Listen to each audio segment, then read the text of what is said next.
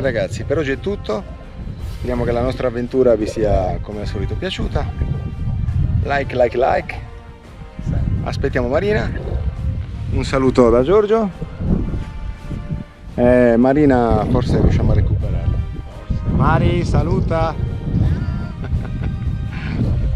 Alla prossima, buona Sardegna a tutti.